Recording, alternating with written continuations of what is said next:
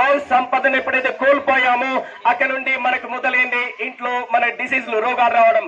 ఆ రోగాలు తగ్గాలంటే ఏం చేయాలి? మనం ఉదయం లేచినప్పటి నుండి రాత్రి పడుకునే వరకు టూత్ పేస్ట్ నుండి గుడ్ నైట్ వరకు అన్ని కూడా కెమికల్ వాడుతున్నాం. ఆలోచించండి. ఇప్పుడు చూసినట్టయితే చిన్న చిన్న పిల్లలకు క్యాన్సర్ వస్తుంది, చిన్న చిన్న పిల్లలకు బ్రెయిన్ క్యాన్సర్ వస్తుంది, హార్ట్ అటాక్లు వస్తున్నాయి. ఎలా వస్తున్నాయి? మనం తినే తిండి, తాగే నీరు, పీల్చే గాలి, ఈ మూడు కలుషితమైపోవడానికి ఒకే ఒక కారణం మన దేశీ వాళ్ళ ఆవుల సంతతి లేకపోవడం, మన నందుల సంతతి లేకపోవడం. ఈ నందుతుల సంతతి పెరగాలంటే ఇలాంటి బ్రహ్మాండమైన పండుగల్ని ఈ ప్రపంచానికి చూపించాల్సిన అవసరం ఉంది. So thank you very much. నాకు ఈ అవకాశం ఇచ్చినందుకు. నేను బెంగళూరు మన హైదరాబాద్ నుండి వచ్చాను. మాది గోపాల్స్ అనే స్వచ్ఛంద సంస్థ.